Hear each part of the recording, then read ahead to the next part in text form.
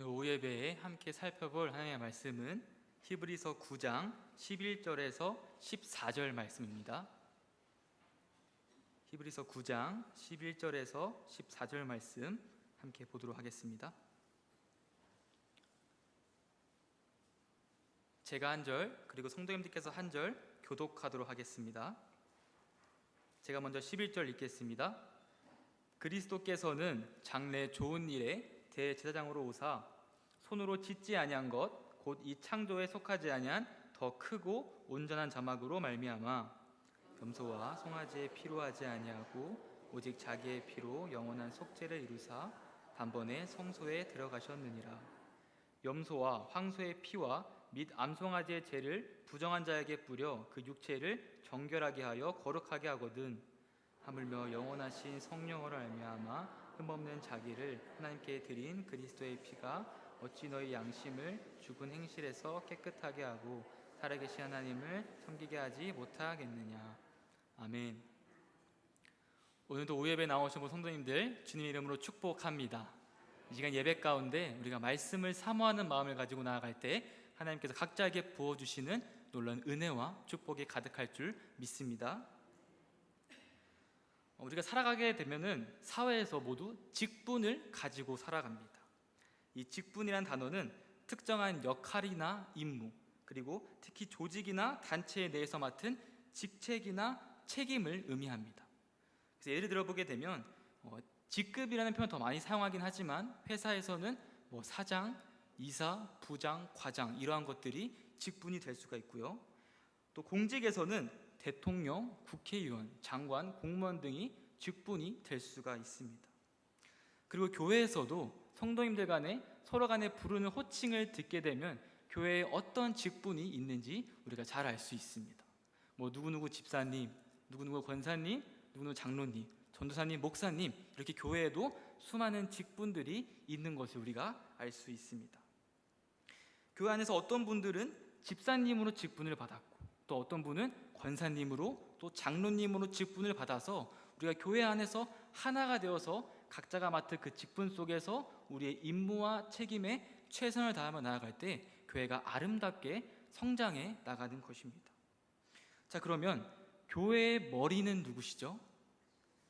맞습니다. 골로새서 1장 18절을 보게 되면 이렇게 말씀하고 있습니다. 우리 함께 읽겠습니다. 그는 몸인 교회의 머리시라. 여기서 그가 누구를 가리킬까요? 바로 예수 그리스도를 가리키고 있습니다. 성도님께 잘 아시는 것처럼 교회의 머리는 예수님이십니다. 그렇다면 예수님도 직분이 있으실까요?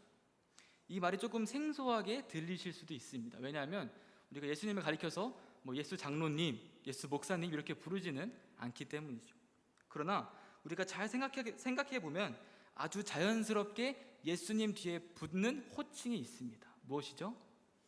맞습니다. 바로 예수 그리스도입니다. 이 그리스도가 바로 예수님의 직분을 말해주는 공식적인 호칭이라고 할 수 있습니다. 그렇다면 이 그리스도는 어떤 직분을 말하는 것일까요? 그리스도는 헬라어로 크리스토스라고 말하는데요, 그 뜻이 기름 부음을 받다라고 기름 받다라는 뜻을 가지고 있습니다. 그러면 예수님께서 기름 부음을 받는다는 것은 어떤 의미를 가지고 있는지 알려면 구약 시대의 모습을 살펴볼 필요가 있습니다. 구약 시대에는 세 종류의 사람만이 기름 부음을 받았습니다. 바로 선지자와 제사장과 왕이었습니다. 그래서 예수 그리스도라는 호칭은 예수님이 선지자 그리고 제사장, 왕이라는 직분을 받았다는 것을 우리에게 알려주고 있는 것입니다. 그래서 이를 가리켜서 그리스도의 삼중직이라고 이야기하기도 합니다. 그런데 이 세 가지 사역이 모두 다 중요하지만 오늘 말씀을 통해서는 우리가 제목을 통해 알 수 있듯이 예수님의 제사장적 사역에 대해서 함께 살펴보려고 합니다. 오늘 우리가 함께 읽은 성경 말씀은 히브리서입니다. 성도님들께서는 이 히브리서 하면 어떤 단어가, 어떤 키워드가 가장 먼저 떠오르십니까? 아마 대부분 성도님께서 믿음이 가장 먼저 떠오르실 것입니다. 왜냐하면 믿음장이라고 불리는 히브리서 11장이 우리에게 너무나 잘 믿음에 대해서 또 그리고 믿음의 선조들에 대해서 그 믿음의 본질에 대해서 우리에게 알려주고 있기 때문입니다. 그런데 이 믿음과 더불어서 히브리서 나타나는 가장 중요한 주제가 한 가지 더 있습니다. 히브리서라는 책을 한번 살펴보게 되면 히브리서는 신약 성경 안에서 가장 구약의 분위기를 잘 나타내주는 책입니다. 먼저 히브리서에는 구약 성경을 직접 인용하는 구절들을 우리가 찾아볼 수 있습니다. 히브리서 1장 8절에 이런 말씀이 있습니다. 제가 읽겠습니다. 아들에 관하여는 하나님이요 주의 보좌는 영영하며 주의 나라의 규는 공평한 규이니이다. 아멘. 이 말씀은 시편 45편 6절의 말씀인 하나님이요 주의 보좌는 영원하며 주의 나라의 규는 공평한 규이니다를 그대로 인용한 구절입니다. 시간 관계상 일일이 다 찾아볼 수는 없지만 이외에도 히브리서는 시편, 사무엘하, 신명기 등에서 여러 가지 구약의 말씀들을 인용하는 것을 우리가 히브리서를 천천히 읽어가다 보면은 찾아볼 수가 있습니다. 자, 그러면 히브리서 저자가 이처럼 구약의 말씀들을 인용해서 히브리서를 표현했던 이유는 무엇일까요? 그것은 바로 이 신약에 나타난 예수 그리스도의 사역이 구약에서 선지자들에 계속해서 예고되고 예언되고 예표됐던 예수님의 그 예언의 성취라는 것을 우리에게 알려주고 싶었기 때문입니다. 다시 말해 구약에 나타난 수많은 예언들의 성취로 오실 예수 그리스도를 강조하고 싶었기 때문에 히브리 저자가 이처럼 구약의 말씀들을 인용했던 것이죠. 이처럼 믿음과 더불어서 히브리서 나타나는 중요한 주제는 예수 그리스도입니다. 다시 말해 기독론입니다. 이 기독론이라는 단어가 조금 생소하게 느껴질 수도 있는데 우리가 기독교는 많이 들어보셨죠? 이 기독은 그리스도를 한자어로 표기하는 것입니다. 그래서 이 히브리서는 이 기독론적 관점 중에서도 특히 예수 그리스도의 제사장적 사역에 대해서 그 중점을 두고 우리에게 말씀해 주고 있습니다. 이러한 특징을 가진 히브리서는 서신임에도 불구하고, 다시 말해 편지임에도 불구하고 그 편지를 받는 수신자가 누구인지 정확하게 기록되어 있지는 않습니다. 그러나 이 히브리서에 나타나는 내적 증거와 외적 증거를 고려하게 되면 당시 이 청중들의 상황이 어땠는지 우리가 유추해 볼 수는 있습니다. 당시 기독교인들은 외적으로는 핍박과 박해를 받는 상황이었고 또 내적으로는 자신들이 가진 신앙에 대해 회의와 갈등으로 인해서 어려움을 겪고 있었습니다. 이러한 상황 가운데 이 히브리서 저자는 독자들을 향하여서 너희가 그리스도의 우월성을 알고 또 예수님께서 구약의 희생제사와 제사장직을 대체하셨다는 사실을 알려주면서 그들을 신앙으로 다시 한번 권면하려고 이 책을 기록했던 것입니다. 오늘 우리 대길의 모든 성도님들께서도 이 말씀을 통하여 예수님께서 우리의 대제사장 되어주신 사실의 위로를 얻고 그리고 그 예수 그리스도를 보내주신 하나님께 영광을 올려드리며 우리의 신앙을 다시 한번 굳게 하는 복된 시간 되시기를 주님의 이름으로 축복합니다. 먼저 우리 히브리서 9장 11절 말씀을 같이 한번 읽어보도록 하겠습니다. 그리스도께서는 장래의 좋은 일에 대제사장으로 오사. 오늘 본문 말씀을 보게 되면 먼저 대제사장으로 오신 예수님에 대해서 소개하고 있습니다. 먼저 말씀을 진행하는 앞서서 제가 양해의 말씀을 드리면 제가 발음이 좀 좋지 않아서 이 대제사장이 잘 발음이 되지 않습니다. 그래서 혹시나 잘 안 들리시더라고 저 사람이 대제사장을 말하고 있구나 이렇게 좀 알아들어 주시면 감사하겠습니다. 당시에 제사장이 필요했던 이유를 알기 위해서는 우리가 창세기로 거슬러 올라갈 필요가 있습니다. 하나님께서는 6일 동안의 창조 사역을 완성하시고 이후에 세상을 평가하는 모습에서 우리와 하나님과의 관계가 어땠는지 우리가 살펴볼 수 있습니다. 창세기 1장 31절 말씀 우리 같이 한번 읽겠습니다. 하나님이 지으신 그 모든 것을 보시니 보시기에 심히 좋았더라. 저녁이 되고 아침이 되니 이는 여섯째 날이니라. 아멘. 이 말씀은 하나님께서 여섯째 날에 아담과 하와를 창조하시고 또 그들에게 문화 명령을 내리신 뒤에 하신 말씀으로써 당시 하나님과 인간 사이의 화목에 있어서 중요한 의미를 가지고 있습니다. 이 처음 창조된 세상은 하나님이 보시기에 심히 좋을 정도로 하나님과 인간 사이가 화목의 상태에 있었던 가장 바람직한 상태였다는 것입니다. 최초의 인간의 아담과 하와는 에덴 동산에서 하나님과 친밀한 교제를 나누었고, 또 하나님께 주신 사명을 따라서 세상을 하나님의 뜻대로 잘 다스리는 청지기로서의 삶을 살아가고 있었던 것입니다. 이 상태는 하나님께서 원래 의도하신 하나님과 인간 사이의 화목을 이루는 상태였습니다. 그러나 이러한 완전한 상태가 계속해서 쭉 이어졌다면 정말 좋았을 텐데, 아담의 불순종을 말미암아 이 화목의 상태가 깨어지는 것을 우리가 말씀을 통해 알 수 있습니다. 우리 인간 가운데 찾아온 죄는 인간과 하나님 사이에 큰 장벽을 세우게 되었고, 세상은 더 이상 하나님이 보시기에 심히 좋다라고 할 수가 없는 상태가 되어버렸습니다. 죄 때문에 인하여 더 이상 인간은 하나님과 화목해질 수도 없었고, 하나님께 주시는 그 구원의 은혜를 받을 수도 없게 된 것입니다. 하나님께서는 우리가 잘 알다시피 죄와 한순간도 함께할 수 없는 거룩 그 자체인 분이셨기 때문에 죄악 가운데 있는 인간이 하나님께 나아간다는 것은 불가능했던 것입니다. 그러나 이렇게 암울한 상황 속에서도 하나님께서는 죄인들을 용서하시고 우리 이 죄인된 인간들이 다시 하나님과 화목을 이룰 수 있는 방법을 우리에게 알려주시게 됩니다. 그 방법이 바로 구약시대에 나타나는 제사라는 것입니다. 하나님께서는 우리를 너무나도 사랑하셔서 죄인을 용서하시기 위하여서 제사를 통하여서 우리와 다시 화목을 이루시기를 원하셨습니다. 그래서 하나님께서는 아론을 시작으로 하여서 하나님의 백성들 중에 제사장을 세우셨고, 또 그들을 통하여서 하나님과 사람 사이의 관계가 다시 화목을 이룰 수 있도록, 다시 회복을 이룰 수 있도록 우리에게 제사라는 방편을 허락해 주셨습니다. 그렇다면 이 제사가 있기 전에 원래 화목이 깨어진 상태에서 우리가 받아야 하는 죄의 결과는 무엇이었을까요? 로마서 6장 23절을 보게 되면 이렇게 말씀하고 있습니다. 우리 한번 보면서 함께 읽겠습니다.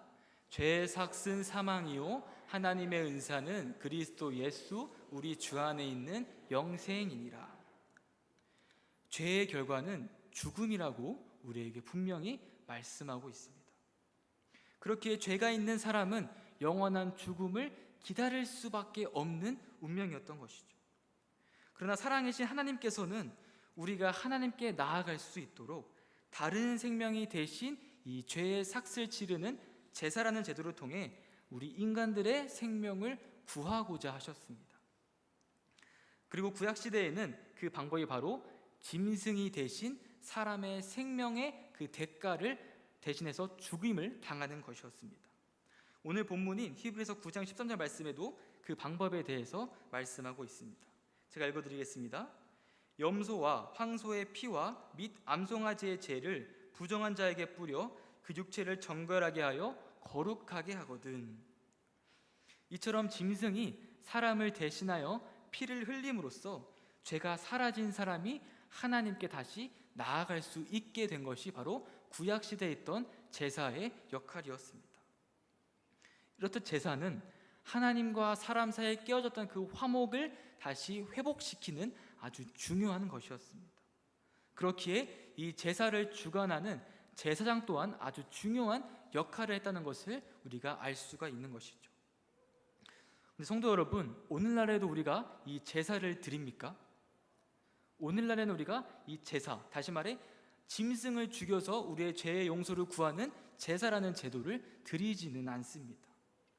그러면 오늘날에 우리가 이 구약시대의 사람들과는 다르게 죄를 짓지 않기 때문에 제사를 드리지 않는 것일까요? 그것은 전혀 아니라는 것을 우리가 아주 잘 알고 있습니다. 우리가 오늘날 제사를 드리지 않는 이유는 이 구약시대에 나타난 제사에는 불완전성이 있었기 때문입니다. 다시 말해 구약의 제사가 가졌던 문제점 때문입니다. 특히 제사를 섬기고 주관했던 제사장들에게 아주 큰 문제가 있었는데요.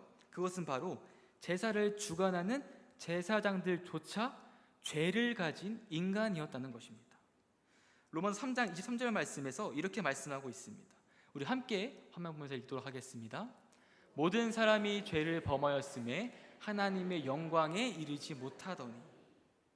이 모든 사람은 죄가 있었기 때문에 아무리 제사장이라고 할지라도 하나님께 마음대로 나아갈 수는 없었다는 것이죠.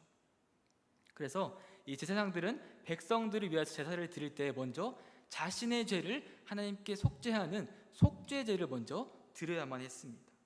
레위기 9장 7절에 그 내용이 등장합니다. 제가 읽어드리겠습니다. 모세가 또 아론에게 이르되 제단에 나아가 내 속죄제와 내 번제를 드려서 너를 위하여 백성을 위하여 속죄하고 또 백성을 위하여 예물을 드려서 그들을 위하여 속죄하라. 여호와의 명령이니라.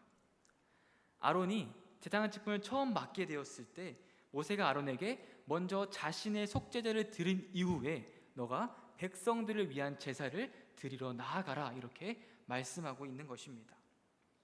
이처럼 하나님과 사람 사이가 다시 화목을 이룰 수 있도록 제사를 주관했던 제사장조차 똑같이 죄를 지닌 사람이 했다라는 것은 구약의 제사가 불완전한 제사였다는 것을 우리에게 가르쳐 주는 것입니다.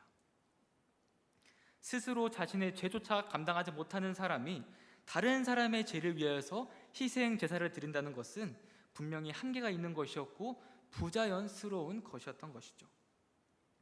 그렇게 하나님께서는 더 이상 구약의 제사처럼 불완전한 제사가 아니라 완전한 예배를 드리시기를 원하셨습니다. 그리고 놀랍게도 이처럼 온전하고 완변한 대제사장을 우리에게 보내주셨습니다. 그분이 바로 예수 그리스도시죠. 예수님께서는 사람과 달리 죄가 하나도 없으시며 그 모든 죄를 용서하실 수 있는 능력도 있으신 분이셨습니다. 그래서 신약세를 살아가는 우리는 더 이상 불완전한 제사에 의존하지 않고 온전하신 대제사장이신 예수님을 통하여 하나님께 나아갈 수 있는 길이 열리게 되는 것입니다. 그렇다면 지금 이 시간 우리가 이렇게 예배를 드릴 수 있는 근거도 무엇이겠습니까? 히브리서 10장 19절에서 이렇게 말씀하고 있습니다. 우리 같이 한번 읽겠습니다. 그러므로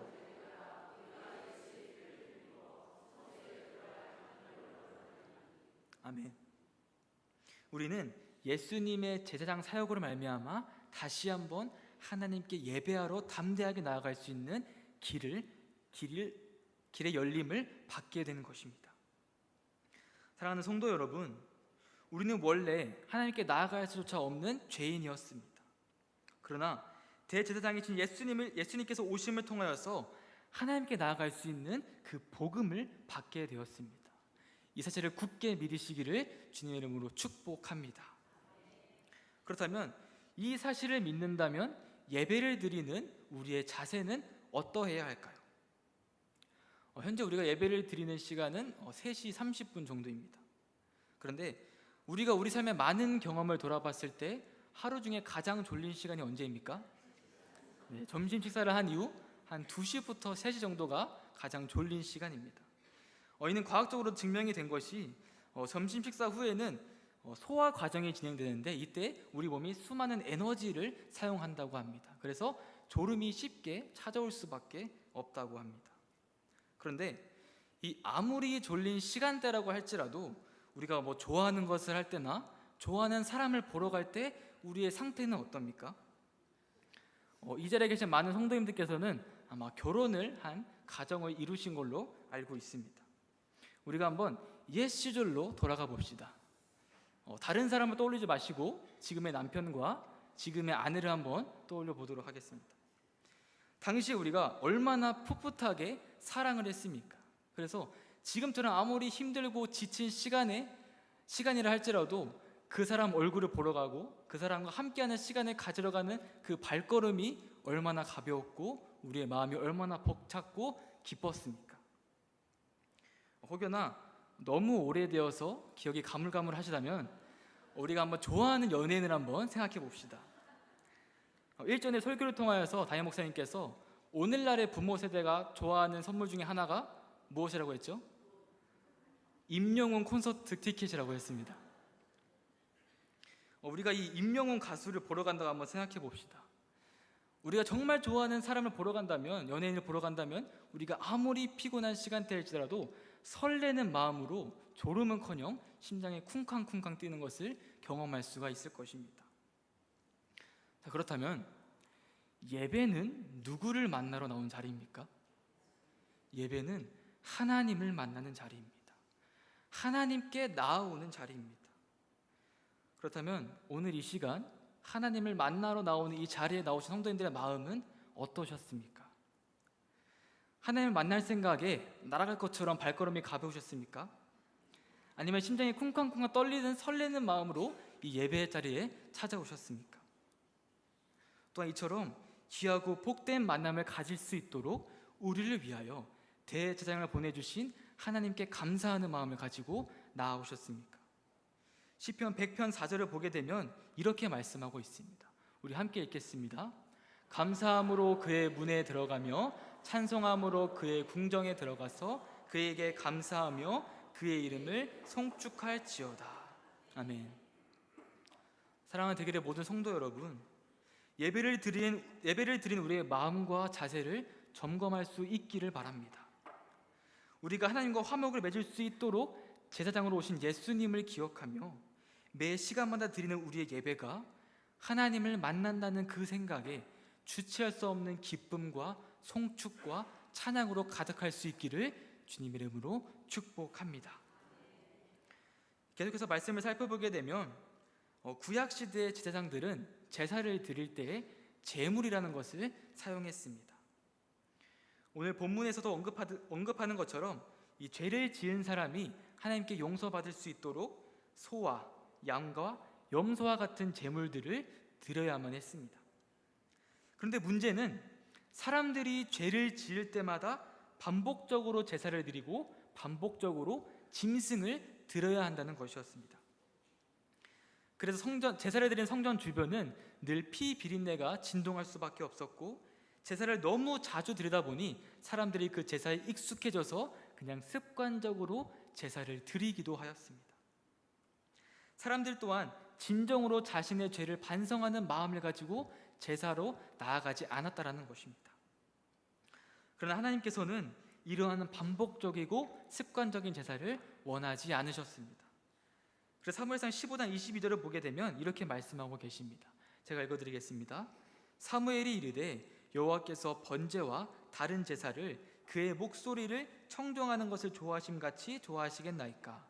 순종이 제사보다 낫고 듣는 것이 순양의 기름보다 나으니.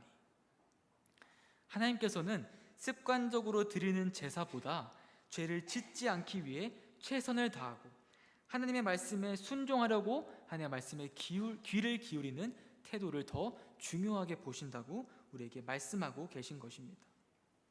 그러면 우리의 대제사장 되시는 예수님께서는 우리를 위하여 어떤 제물을 제사로 드리셨을까요? 예수님께서는 스스로를 어린 양으로서 제물로 드리셨습니다. 예수 그리스도라는 이 어린 양은 구약의 제물들과는 그 존재 자체부터 다릅니다. 먼저 어린 양이신 예수 그리스도는 죄가 하나도 없으시며 흠도 하나도 없으십니다. 그렇기에 이 구약의 제물들과는 달리 하나님의 기준에도 완벽한 제물이 되실 수 있었으며 예수 그리스도가 제물이셨기 때문에 그 자체로도 우리의 죄를 용서하시는 능력이 있으셨습니다. 그리고 예수님께 드리신 이 제사는 구약의 제사와는 다르게 단번에 그리고 영원한 속죄가 이루어지는 제사였습니다. 우리 히브리서 9장 12절 말씀 같이 한번 읽도록 하겠습니다. 염소와 송아지에 필요하지 아니하고 오직 자기의 피로 영원한 속죄를 이루사 단번에 성소에 들어가셨느니라. 아멘. 이 어린 양 되시는 예수님께서는 자신의 몸을 제물로서 단번에 하나님께 드림으로 우리가 하나님과 화목해질 수 있도록, 우리가 영원한 속죄를 이룰 수 있도록 자신의 몸을 제물로 드리셨습니다. 다시 말해 십자가의 피로써 우리의 모든 죄는 깨끗하게 씻어졌고 더 이상 구약처럼 짐승 제사가 필요하지 않게 되었다는 것입니다. 이처럼 우리의 죄를 용서하시고 우리를 구원하신 이 예수님의 제사는 우리를 영원한 속죄로 이루는 단 한 번의 제사셨습니다. 그래서 이제 우리는 우리를 대신하여서 십자가에서 피를 쏟으시고 우리의 모든 죄를 용서해 주신 예수님을 믿고 고백하기만 하면 영원한 구원을 받을 수 있게 된 것입니다. 로마서 10장 13절을 보게 되면 이렇게 말씀하고 있습니다. 누구든지 주의 이름을 부르는 자는 구원을 받으리라. 사랑하는 대길의 모든 성도님들, 제사장으로 오시고 우리의 죄를 위하여 친히 어린 양이 되어 주신 우리 예수 그리스도를 믿음으로 말미암아 단번에 그리고 영원한 속죄를 이루신 그리스도의 제사에 참여할 수 있기를 주님 이름으로 축복합니다. 마지막으로 이처럼 우리를 구속하는 예수님의 피는 구약의 제물들과 비교했을 때 그 능력에서부터 차이가 있었습니다.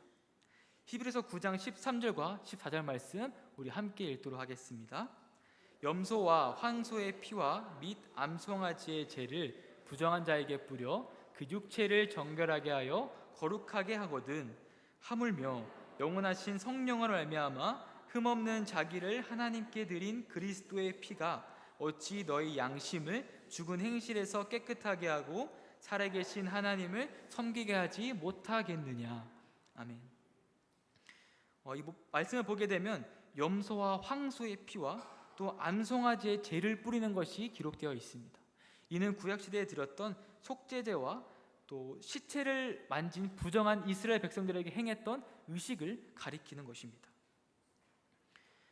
히브리서 기자는 이 의식들을 함께 나열함을 통하여서 이러한 구약의 제사들이 가지는 부정에 관한 외적이고 상징적인 제거를 의미할 뿐이라는 것을 우리에게 말해주고 있습니다. 다시 말하면 이 구약의 제사는 당시의 백성들에게 있어서 자신의 부정의 외적인 것들을 제거하는 한계점을 가진 것이라는 겁니다. 그러나 기자는 이어서 이러한 염소와 황소의 피와 대조되는 예수 그리스도의 피에 대해서 우리에게 소개하고 있습니다. 구약의 제물은 일시적인 토대 위에서 의식적인 정결, 다시 말해 외적인 정결만을 제공할 수 있었지만 그리스도의 제물은 양심을 정결하게 한다고 우리에게 말씀해주고 있습니다. 여기서 말하는 양심은 헬라어로 수네이 데시스라고 하는데요, 흔히 우리가 생각하는 이 마음의 소리라고 하는 그 양심을 의미하는 것은 아닙니다. 여기서 말하는 양심은 하나님과의 관계에서 전인을 포함하는, 다시 말해 우리의 생각과 우리의 마음과 우리의 행동 모든 것을 포함하는 종교적 삶의 기관을 의미하는 단어입니다. 다시 말해 이 예수님의 피는 단지 우리의 외적인 정결만을 가져오는 것이 아니라 우리 내면의 근본적인 변화를 가져왔다는 것입니다. 이처럼 예수 그리스도의 피는 우리를 죄의 행실에서 벗어나게 하고 죄로 인해 멀어졌던 우리가 다시 한번 하나님께 나아갈 수 있게 하며 전심으로 하나님을 섬길 수 있게 하는 능력을 우리에게 허락해 주는 것입니다. 우리가 이러한 새 사람이 될 수 있는 이유가 바로 예수 그리스도께서 친히 어린 양이 되어 주셔서 그분의 피로 말미암아 우리를 속죄하셨기 때문이라는 것이죠. 다시 말해 우리의 속죄는 오직 예수님의 공로로만 이루어졌다라는 것입니다. 사랑하는 성도 여러분, 오늘 말씀을 통해서 우리는 예수님께서 우리를 위하여 대제사장으로 왔다는 사실을 함께 배웠습니다. 또한 그 대제사장이신 예수님께서 불안정한 구약의 제사와는 다르게 죄가 없으신 예수님께서 친히 어린 양이 되셔서 그분의 피로 단번에 그리고 영원한 속죄를 이루어 주셨습니다.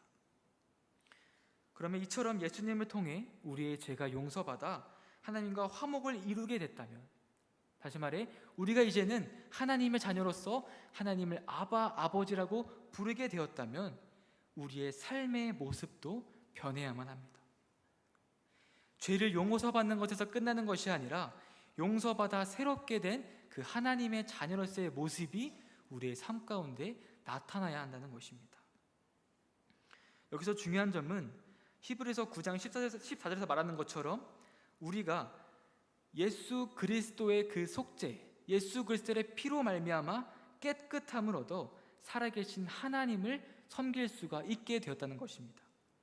다시 말해 우리의 힘이나 우리의 생각으로서 하나님께 나아갈 수 있었다는 것이 아니라 오직 예수님을 통해서만 죄를 멀리하는 바른 행동으로 하나님을 섬길 수가 있게 되었다는 것이죠.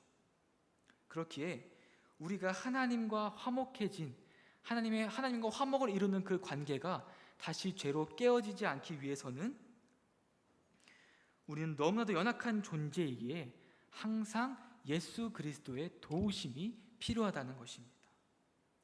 그런데 정말 감사하게도 우리의 대제사장 되시는 예수님께서는 언제나 우리를 위하여 중보하고 계신다고 성경에서 말씀하고 있습니다. 히브리서 7장 25절 말씀 제가 읽어드리겠습니다. 그러므로 자기를 힘입어 하나님께 나아가는 자들을 온전히 구원하실 수 있으니 이는 그가 항상 살아계셔서 그들을 위하여 간구하심이라. 아멘. 사랑하는 성도 여러분, 우리 예수님께서는 하늘로 승천하신 이후에도 오늘날도 여전히 하나님 우편에 앉아서 우리를 위하여 날마다 중보하고 계십니다. 그래서 우리가 삶 속에서 중요한 순간에 무엇인가를 결정하려 할 때 내 편이 있으면, 나를 응원해 주는 사람이 있으면 얼마나 든든합니까? 그런데 이처럼 우리를 응원하시는 분이 하나님의 아들이시고 우리의 죄를 사해 주신 예수 그리스도시라면 우리가 얼마나 든든한 마음을 가질 수 있습니까? 그렇기에 우리가 삶을 살아가면서 하나님의 자녀로서 살아가기 위하여 날마다 우리가 예수 그리스도께 도움을 구하는 기도의 자리로 나아가야 하는 것입니다. 복된 하나님의 자녀로서의 삶을 살아가기 위하여 매일의 삶에서 회개와 용서를 구하며 죄로부터 자유한 참 평안의 삶을 살아가는 대길의 모든 성도님 되시기를 주님의 이름으로 축복합니다. 뿐만 아니라 우리 주위의 많은 사람들을 보게 되면 아직도 평안을 누리며 살아가지 못하는 사람들을 발견하게 됩니다. 이웃을 사랑하기보다는 미워하고 증오하며 또 때로는 스스로를 한심하게 여기고 비난하며 어떠한 삶의 목적도 없이 살아가는 잃어버린 영혼들을 발견하게 됩니다. 그런데 그들에게 가장 필요한 것은 예수님을 통해 주어지는 참 평안이라는 것을 기억하시길 바랍니다. 다시 말해 그들이 하나님과 화목함을 다시 회복할 때 그들의 삶이 변화될 수가 있다는 것입니다.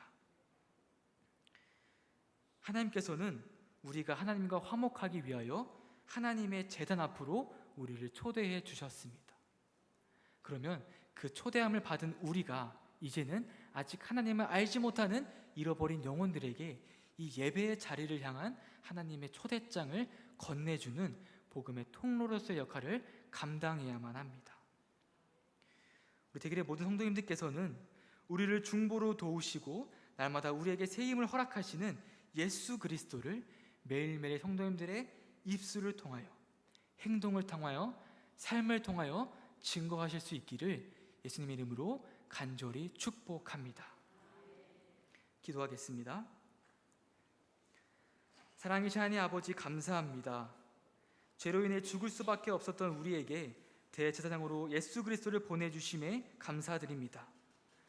우리가 하나님께 나아갈 수 있는 유일한 통로는 오직 예수 그리스도이신 것을 기억하며 살아가게 하시고, 이 사실을 기억하며 날마다 예배하며 나아갈 때 그 은혜에 감사하여 전심으로 하나님을 찬양하고 경배하며 송축할 수 있도록 하여 주시옵소서. 또한 주님께서 우리를 하나님과의 화목의 자리로 초대해 주신 것처럼 우리도 네 옆에 있는 방황하는 영혼들을 주님과의 화목의 자리로 초대하며 인도할 수 있는 복의 통로가 될 수 있도록 붙들어 주시옵소서. 이 모든 예배와 기도를 주님께 올려드리며 예수 그리스도의 이름으로 기도드립니다. 아멘.